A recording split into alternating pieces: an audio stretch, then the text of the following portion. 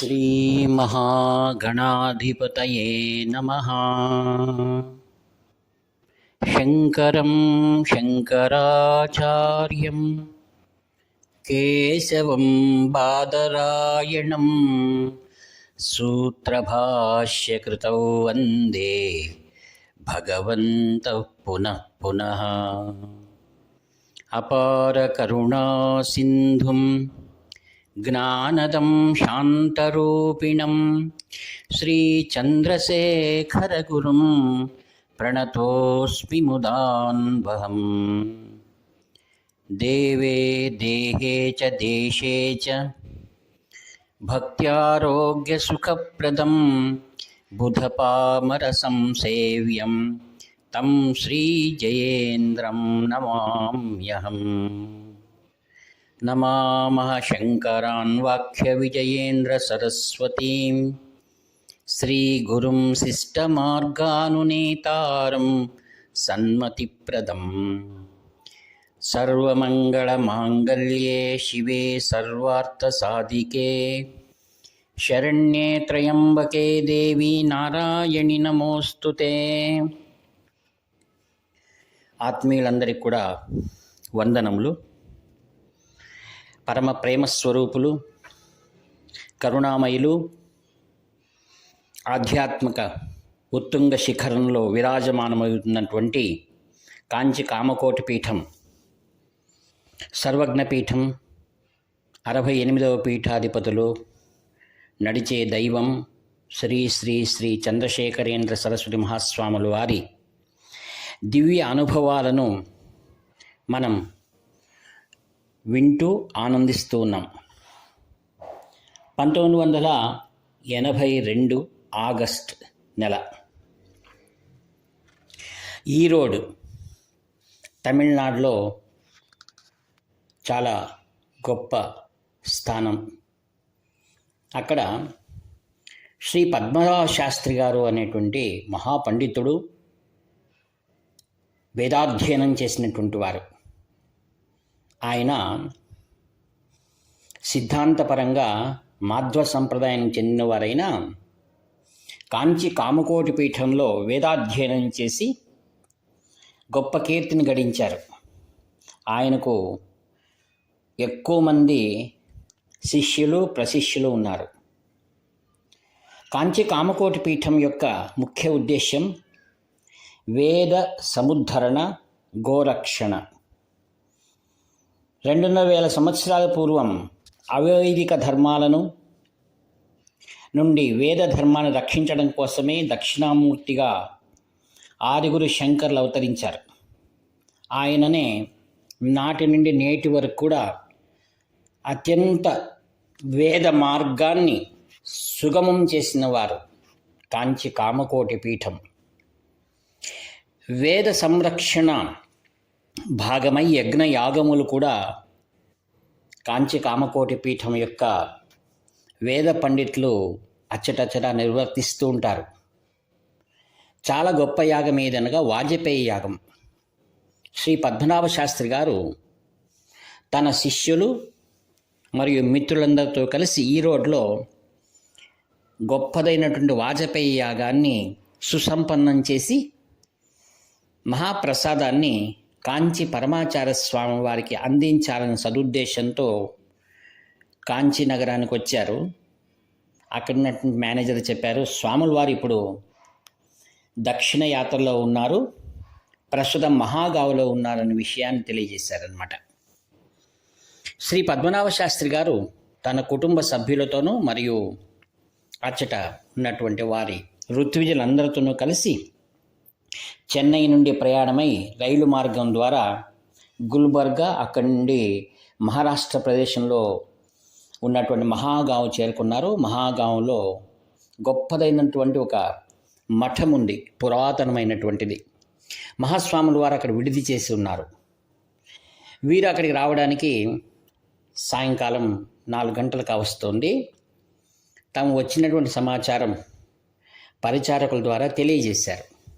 స్వామివారి దర్శనం చేసుకోవాలి, ప్రసాదం వారికి అప్పగించాలనేటువంటి ఎంతో ఉత్సాహంగా ఉన్నారు. అప్పుడు మహాస్వామి వారు అన్నారట, వచ్చిన వారిని తిరిగి వెళ్ళిపోమ్మను అని చెప్పారట. ఈ మాట విన్నటువంటి శ్రీ పద్మనాభ శాస్త్రి గారు మరియు పండితులందరూ కూడా నిర్ఘాంతపోయారట. ఏమిటి కారణం ఏమిటి? వేద పండితులంటేనే స్వామివారికి ఇష్టం. మరి అలాంటిది మేము వస్తే ఎందుకు గాను మమ్మల్ని వెళ్ళిపోమన్నారు? మేము చేసినటువంటి వాజపేయి యాగంలో ఏదో దోషం ఉండి తీరుతుంది, కారణం ఏమై ఉండవచ్చునా అని చాలా సందిగ్ధపడినటువంటి వారు ఆ యొక్క సన్నివేశం నుండి కోలుకోలేక కొద్దిసేపు ఎక్కడైనా కూర్చుందామని వాళ్ళు అనుకున్నారు. అక్కడ ఉన్నటువంటి ఆ మఠం మేనేజర్ని అన్నారు, ఇక్కడెక్కడైనా మాకు కొద్దిసేపు కూర్చోడానికి అవకాశం ఉందా అంటే, తప్పకుండా ఉంది, ఇక్కడ కూర్చోండి అని ఒక ప్రదేశాన్ని చూపించారు. వారందరూ కూడా తర్కించుకుంటున్నారు, కారణం ఏమై ఉండవచ్చునా? అయితే ఓ పని చేద్దాం, మన సమయం బాగలేదు, మనం ఎవరిని ఒక్కసారి స్వామివారు దర్శనం ఇవ్వలేదంటే వాళ్ళు ఇవ్వరు, వాళ్ళ నిర్ణయం ఎప్పుడూ కూడా తుది నిర్ణయం అది. ఇంకేం చేయాలని తమ స్నేహితులు ఒకరిని తిరిగి వెళ్ళిపోవడానికి ఏదైనా రైలు ఈ సమయానికి ఉందా, బస్సు ఉందా, ఏ సౌకర్యం ఉంది కనుక్కోవడానికి ఒకరిని పంపించారు. ఇది ఇలా జరుగుతుండగా ఒక గంట సేపటికి వారికి దూరం నుండి నాదస్వరం మరియు కొద్దిగా కోలాహలం ఉన్నట్టుగా అనిపించింది. వారు అనుకున్న శ్రీవారు ఎక్కడో మరి ఒక ప్రాంతానికి వెళ్తున్నట్టున్నారు, అందుకే మాకు దర్శనం ఇవ్వలేదో ఏమో అనుకొని నిల్చున్నారనమాట. ఆ సమయానికి ఆ యొక్క నాదస్వరము మరియు యొక్క భక్త సమూహం వీరున్న చోటుకి వస్తూ ఉంది. వీళ్ళందరూ లేచి ఎంచుకున్నారు, ఏమిటిది అని. ఆశ్చర్యపరిచే సంఘటన ఏంటనగా, అక్కడ వేదకోశ జరుగుతూ ఉంది. ఎవరో చాలా గంభీరంగా ఉన్న ఒక వ్యక్తి ఒక తెల్లటి ఒక ఛత్రాన్ని, గొడుగు దాన్ని తీసుకొని వీరుని దగ్గరికి వస్తున్నారు, ఒక పూర్ణ కుంభంతో పాటు. ఈ ఆశ్చర్య సంఘటనకు పద్మనాభ శాస్త్రి గారు మరియు అక్కడ ఋత్విజులందరూ కూడా ఏం జరుగుతుందా అని ఆశ్చర్యపడుతున్నారు. వారి దగ్గరికి వచ్చి ఆయన ఒక అడిగారనమాట, పద్మనాభ శాస్త్రి గారు ఎవరండి, మీరు వాజపేయి యాగం చేశారా? అవునండి నేనే. అప్పుడు పరిచయం చేస్తున్నారు, ఈయన శ్రీ శంకరనారాయణ శాస్త్రి గారండి, ఈయన కలకత్తా నుంచి వచ్చారు, గొప్ప శ్రౌతలు వీళ్ళు. తర్వాత వీరు వచ్చేసి శాండూర్ మహారాజా ఎంవై ఘోర్పడే గారు ఛత్రం పట్టుకున్నారు కదా. ఇంకా వీరంతా కూడా హోస్పేట్ నుంచి వచ్చినటువంటి విద్యారణ్య పాఠశాల విద్యార్థులు.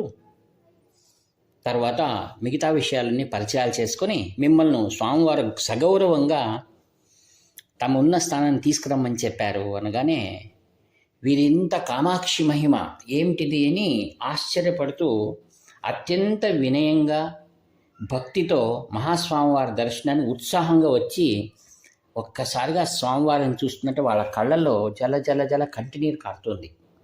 ఆనంద భాష్పాలు. స్వామివారి ముందు తెచ్చినటువంటి ఆ దూరం తెచ్చిన ఆ యొక్క వాజపేయి యాగం యొక్క మహాప్రసాదాన్ని స్వామివారి చెంత పెట్టి సాష్టాంగ నమస్కారాలు చేశారు. వీరు వేదం చెప్తూ మహాస్వాముల వారిని అనేక విధాలుగా స్తోత్రం చేశారు.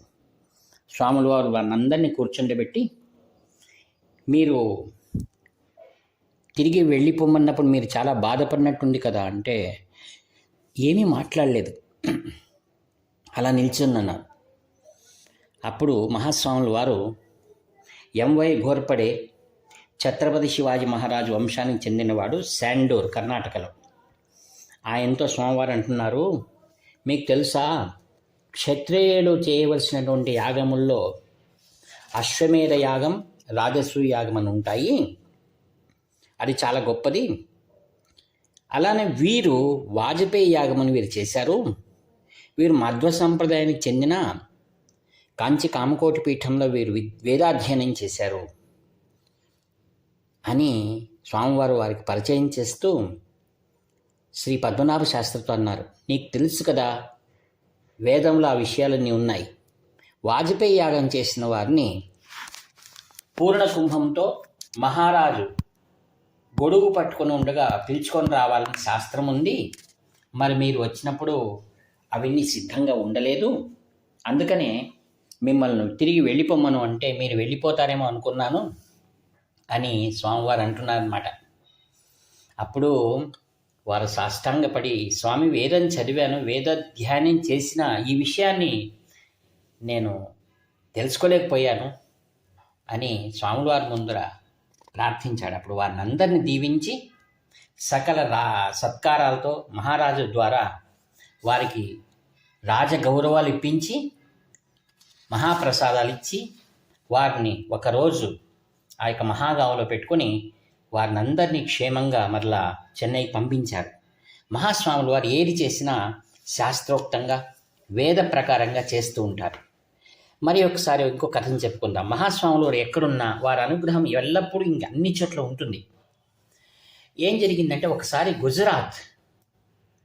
గుజరాత్లో చాలా మారుమూల పల్లె, అక్కడ ఒక ఆమెకు మహాస్వాములు వారు స్వప్నంలో దర్శనమిచ్చారు. ఆశ్చర్యం కదా, మహాస్వామి వారు ఎక్కడ కాంచీ పీఠంలో, మరి గుజరాత్లో ఉన్న ఆమెకు దర్శనం ఎలా ఇచ్చారు అంటే, ఆ రోజు ఉదయాన్నే ఆమె లేచి తన భర్తతో అంటుంది, ఏమండి మీరు వెళ్ళి ఈరోజు పేపర్ తీసుకురండి అని. ఇదేమిటి, మనకెందుకు న్యూస్ పేపర్తో మనం చదువుతామా అంటే, లేదు తీసుకురండి అంటే దాన్ని ఆయన తీసుకొచ్చాడు. చూస్తే ఈయనే నాకు స్వప్నంలో వచ్చారు అండి. ఏమిటి మన స్వప్నం రావడం ఏమిటి, ఆయన ఎవరో ఏం కథ అని చదివారు. అదేముందంటే, ఇక రామేశ్వరంలో అగ్నితీర్థము నుండి అక్కడ ఆరుగురు శంకరాచార్య విగ్రహ ప్రతిష్ట మరియు కుంభాభిషేకాలు అక్కడ జరుగుతున్నాయని దాంట్లో ఉంది. మనకందరికి ఆశ్చర్యం కావచ్చు, ఇదెందుకు ఆ పేపర్లో వచ్చింది అనగా, దేశంలో ఉన్న అన్ని పత్రికలలో అందరికి తెలియాలని వేయించారు. స్వామివారు ఈమెకు స్వప్నంలో కనపడి, నా గురించి నువ్వు తెలుసుకోవాలంటే నువ్వు న్యూస్ పేపర్ చూడు నుండి. అప్పుడు వాళ్ళు చాలా ఆశ్చర్యపడి ఆమె తన భర్తకు చెప్తా ఉంది, నేను ముగ్గు వేస్తున్నాను అంటే కళ గురించి చెప్తాను, నేను ముగ్గు వేస్తున్నాను, ఒక ఆయన ఇలా వచ్చారు, నేను ఆయన కూర్చుండబెట్టి మీరెవరో నాకు తెలియదు అని అన్నాను, నా గురించి తెలుసుకోవాలంటే ఉదయం పేపర్ తెప్పించి చూడు అని చూశాను. అప్పుడు ఆమె మన ఇద్దరూ కూడా కంచికి వెళ్ళాలి. వాళ్ళు సరే అని చాలా సంతోషంతో వాళ్ళు వచ్చారనమాట. వచ్చి స్వాములారు అప్పుడు ఎక్కడున్నారు, ఎలియాతంగుడిలో ఉన్నారు. వాళ్ళు అక్కడికి వచ్చారు. ఎలియాతంగుడు వచ్చి స్వామివారు ఏకాంతంగా ఒక్కరే కూర్చున్నారు. అంతకుముందు చాలా గొప్ప గొప్ప వాళ్ళంతా వచ్చారు. ఉదాహరణకు అరియకుడి రామానుజమయ్యారని చాలా పెద్ద ఆయన, వారని దర్శనం చేసుకొని ఉన్నారు. స్వామివారు వీరి కోసం ఎదురు చూస్తున్నట్లుగా. అందుకే మనకు సద్గురు యొక్క అనుగ్రహం కావాలంటే అది పూర్వజన్మ వాసన ఉండాలి. అప్పుడు ఆమెను చూస్తూ ఏ ఊరు ఏమిటి అన్నీ అడుగుతున్నారనమాట. స్వామికి తెలియంది ఏముంది, స్వామి మీరు నా కల్లో వచ్చారు, ఎప్పుడు వచ్చాను, ఎన్ని రోజులైంది, ఎలా వచ్చాను అని ఆమెను అడుగుతున్నారు. ఆమె దాదాపుగా వారమైంది స్వామి అని. ఆ రోజు ఏమై ఉండవచ్చు, పౌర్ణిమన అన్నారు. అవును స్వామి నిజమే, తెల్లవారుజామున వచ్చారు. ఆహా చాలా సంతోషం అంటూ స్వాముల వారు ఆమెను ఆశీర్వదిస్తూ వారికి భోజనానికని చెప్పి ఒక్క మాట ఆమెతో అన్నారు, ఎల్లప్పుడూ నేను నీతోనే ఉంటానన్నారు. ఇంకా మానవ జన్మలో కావాల్సింది ఎందుకంటే ఇంకేముంది. చూడండి, సాక్షాత్ దైవం, మనం ఎన్ని దేవతలతో మనము పూజించుకుంటే మహాస్వాముల వారు స్వప్నంలో రాగలరా? స్వప్నంలో వచ్చి ఇలా అనగలరా మనలతో, నేను ఎల్లప్పుడూ మీతో ఉంటాను అని? ఆమె ఎంత భాగ్యవంతురాలు. ఆమె తన కుటుంబం తన ఇంట్లో మాత్రమే ఉన్నా తన భర్తకు సేవ చేసుకుంటూ నిరాడంబర జీవితం చేసుకుంటూ తనకు ఉన్న దాంట్లో సంతృప్తిగా జీవనం చేస్తూ ఇంటి ముంద చక్కగా రంగవల్లులు, భగవంతుని స్మరణ ఇలా చేస్తూ నెమ్మదైన జీవితాన్ని చేస్తుంది. అటువంటి వారిని అనుగ్రహించడానికి కాంచీ పీఠం నుండి స్వాముల వారు ఆమెకు స్వప్నంలో కనపడి ఆమెను అనుగ్రహించారు. కావున మిత్రులారా, మానవ జీవితం అత్యంత ప్రధానమైనటువంటిది. ఒక్కసారి మాత్రం మానవ జన్మ వచ్చిన తర్వాత ప్రతి క్షణం కూడా సద్గురువును మనం వెతకాలి. సద్గురువు మనకు ఎలా లభ్యమవుతాడంటే, అనేక దేవతల పూజ చేసిన పుణ్య ఫలితంగా మహాపురుషుల దర్శనం కలుగుతుంది. అందుకే ఆరుగురు శంకరాచార్యులు అంటారు, అత్యంత దుర్లభమైనది మానవ జన్మ. అందులోనూ మహాపురుషుల సంశ్రయం, తర్వాత మోక్షం అనేది కలగడం ఉద్దేశం. కావున ఈ వాక్పుష్పములన్నింటినీ కూడా శ్రీచరణుల వారి దివ్యచరణాలను సమర్పిస్తూ సెలవు తీసుకుంటాను. ఇక మీ ప్రియతముడు నివర్తి నాగభూషణ శర్మ. హర హర శంకర, జయ జయ శంకర.